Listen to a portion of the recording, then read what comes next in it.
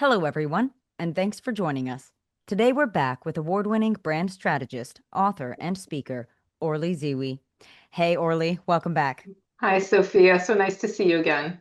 It's so great to have you back, Orly. And today, I'm excited. I want to talk all about social media and author branding. So, Orly, let's start with this. Many authors struggle with sounding consistent online. How can they create clear, repeatable brand messages across their platforms like LinkedIn all the way to Instagram? Yeah, that's it's a challenge for sure. But consistency, starts with knowing who you are. And again, who you are, who you serve, and what they get. And it's the same. I mean, honestly, it's like rinse and repeat. Hmm. Because what the problem, if you're having trouble sounding consistent online, it means you don't really know who you are.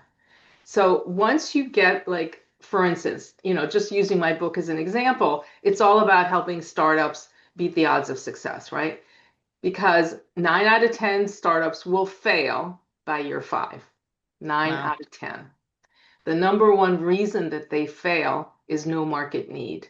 That is because so many founders feel like, oh, if you build it, it's like Field of Dreams. If you build it, they will come. So what happens is when you are unclear and you're just like, oh, I'm just writing this book. And again, if it's all about you, that's not consistent. That's not messaging. That's just promotion. And that's very different. So, in terms of the messaging, you want to really focus again when I wrote this book, I wrote it for what reason? What is it that I wanted people to get from it? So, for me, it was all about helping founders because I grew up with a father who was a founder, who was an entrepreneur, not a successful one. It's sort of ingrained in everything I talk about with the book. So I always talk about how this is both personal and business because I'm helping the family, not just the founder. So think about like again, back to this idea of understanding that there's a reason why you did it, right? There's your why you wrote this book. And that's important as a starting point. But what you really want to focus on is how, either writing it has helped you get closer to whatever that is, or at the end of the day, the messaging is always the same. I'm helping founders beat the odds of success. And people think like, oh my gosh, they'll remember. I've said this a million times. And remember, no one will remember this.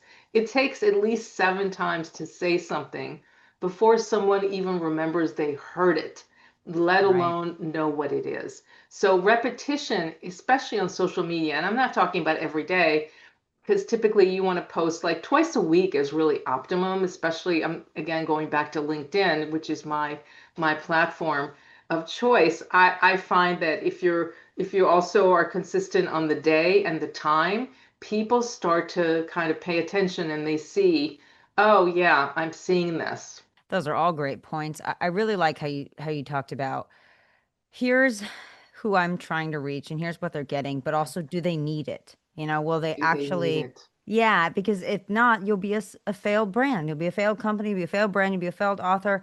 And then in terms of storytelling, I really like how you have kind of brought that up as a way to not just promote yourself, but to connect with your audience. Right.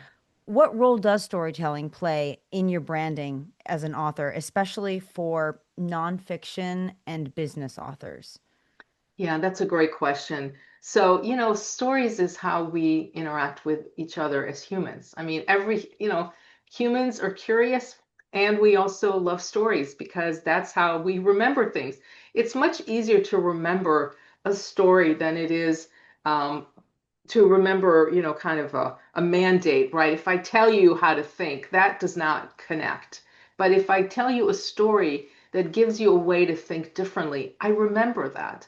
And then, I always go back to Maya Angelou, right? People will forget what you said, they'll forget how you said it, but they'll never forget how you made them feel. Mm. That's what stories do. They help us feel something from a business perspective. What you really want is for them to, on some kind of subconscious level, to go, if ever I have a problem with clarity, I need to go talk to Orly, right? So you're saying it without saying it, but you want to be really careful that the story is not about you. Well, and in that regard, when telling a story, sometimes it ends up being your story. How can authors balance being authentic with being strategic on social media without overthinking every single post? Right. Well, of course, you could hire a social media manager. It's very But true. don't do that. Do not do that, especially in the beginning, because you need to create your own voice. Once you've gotten really clear about your lane and the topics, and you've developed your own style. I mean, everyone has a literary voice. You know, the way you speak in writing is different from my voice in a writing format. So you want to get comfortable with that, and whatever that is, that's fine. That's your voice. But you want to really kind of exercise that voice so people start to see you, and they see you as someone who is there to educate, to inspire, but never to sell, Mm, right? So the strategy piece is really around um, I want to tell you things that I've learned. So you can make it personal in the sense that, I've struggled with this, it's something that is like a universal issue for you in this realm. Don't be afraid to be vulnerable and show that you have also struggled, but you have an answer, right? Or you have a process, or you have a way through that, especially in a business book where either having exercises or having stories from people you've interviewed or your own story, those help us kind of get grounded in the message that you're trying to get across. right. I love how you brought up voice. To just stay a minute longer on voice, what's your advice for authors who feel that their messaging is all over the place, not consistent when they're trying to promote their books, they're trying to public speak, and they're trying to advertise their services in an organic way. Yeah, so you need to stop thinking of it as advertising for your service. Just no, that is not what you're doing. See, the thing is that we are all so tired of being sold all the time. People are way smarter now. I mean, maybe in the 10 years ago, before smartphones, before social media, maybe you could do that. But now people see right through it, and it doesn't feel authentic. It feels like almost like you're tricking me into buying a book because you want to have sales and you want to get customers. So just take that completely off the table because it'll come through. If you want to really get clear on your messaging, again, think of it in terms of I have something that I want to share with the world because it has value. So helping a founder beat the odds of success, if that's my, kind of that's my place, then everything I talk about is, hey, and did you know the number two reason that startups fail is they have the wrong team? Wow, that's important because I'm all about trying to be consistent in your brand and your messaging, right? So you connect it also to data points because data and storytelling together is a really strong combination. Well, Orly, I couldn't agree more. This has all been great insight. I lastly just want to ask you, for those authors who are listening, if they could change or clarify one thing to strengthen their personal brand, what should that be?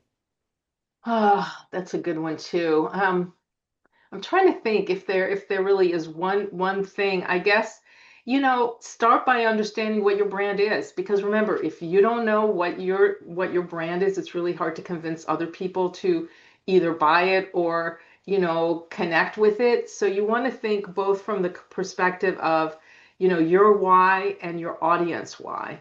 So think about in your personal brand, think about something that's going to get people to say, wow, I didn't know that, or wow, that's an interesting way to think about it, or gee, I could really use that in my own thinking, in my own business, but without ever saying it. Like, you need to do X, Y, and Z. Instead, all the things we've just talked about, storytelling and the way you're messaging, and really staying, but always from that place of serving, not selling.